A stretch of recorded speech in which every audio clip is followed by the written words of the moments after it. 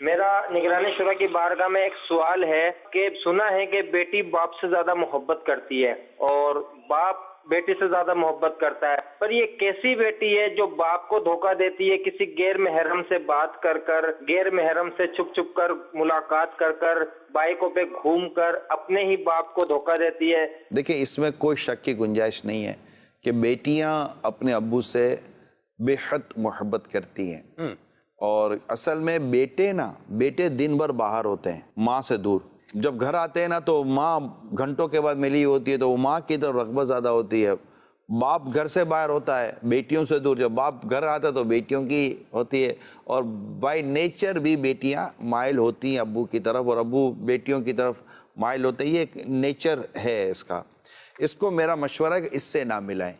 یہاں میں ان لڑکیوں، ان بیٹیوں سے عرض کروں گا کہ جنہوں نے اپنے والد کے اعتماد کو توڑا ہے. بیٹیاں جو ہوتی ہیں نا، بیٹیاں باپ کی غیرت ہوتی ہیں، بیٹیاں باپ کا مان ہوتی ہیں، یہ آپ کو پتہ ہے. اور بیٹیاں جو ہے نا، یہ کانچ کی بوتل ہوتی ہیں. ان کے معاملے میں ماں باپ زیادہ حساس ہوتے ہیں. ان کے ٹوٹنے میں دیر نہیں لگتی، ان کے بکھرنے میں دیر نہیں لگتی، ان کی رسوائی ہونے میں دیر نہیں لگتی. لہٰذا اس کال کے تناظر میں عرض کر رہا ہوں کہ ہر بیٹی کو چاہیے کہ وہ اپنے والدین کے اعتماد کو توڑے نہیں، اور اس طرح تو والدین کی دل آزاری کا بھی گناہ ہوگا اور بے پردگی کا بھی گناہ ہوگا، اجنبی مردوں سے ملنے کا بھی گناہ ہوگا. ہر اسلامی بہن کو، ہر مدنی بیٹی کو میں یہ عرض کروں گا کہ آپ اپنے ماں باپ کی اطاعت و فرما برداری میں رہیں، اور ایسا کوئی بھی کسی سے رشتہ قائم نہ کریں، بلکہ اگر ایسا خدا نہ خواستہ آج رشتہ کسی سے قائم ہے تو رابطہ نہ رکھیں.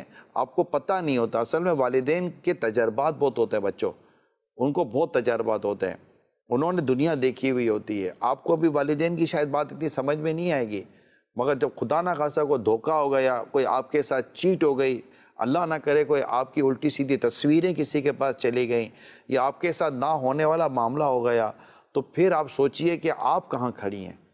تو اپنے ماں باپ کے دامن میں چھپی رہو، اور ماں باپ کے دامن میں چھپے رہنے کے ساتھ ساتھ میری تمام اسلامی بہنوں سے، مدنی بیٹیوں سے میری مدنی التجا ہے، میری بہنوں سے مدنی التجا ہے کہ مہربانی کر کے اپنی زندگی میں کسی بھی اجنبی مرد سے رابطہ نہ رکھیں، ایون کہ وہ آپ کا منگیتر ہی کیوں نہ ہو. منگیتر بھی اجنبی مرد ہے، آپ کو نہ سمجھ پڑے، لیکن آپ نہیں سمجھیں گی شاید، لیکن یہ آپ کے حق میں بہتر ہے. بعض اوقات کیا ہوتا ہے کہ آپ اس طرح کے رابطے رکھتی ہیں اور بات چیت ہوتی ہے، اس میں کہنا سننا ہو جاتا ہے، کوئی ناراضگی ہو جاتی ہے. آپ کو پتہ ہے آپ کی شادی کے بعد کی زندگی پر یہ کتنا برا اثر پڑتا ہے. اور جب آپ اس طرح رابطے کر کے اور کہنا سننا، ناراضگی، بھائی ابھی تو شادی نہیں ہوئی، ناراضگی شروع ہو گئی، موڈ الگ خراب ہو جائے گا تو وہ الگ، تو وہ مزاج الگ، تو وہ اس کو راضی کرو تو اس کو مناؤ، تو یہاں بلائے گا تو وہاں چلی جاؤ، کہ یہ سارے حرکتیں کرنے کی کیا ضرورت ہے، گناہوں میں پڑنے کی کیا ضرورت ہے.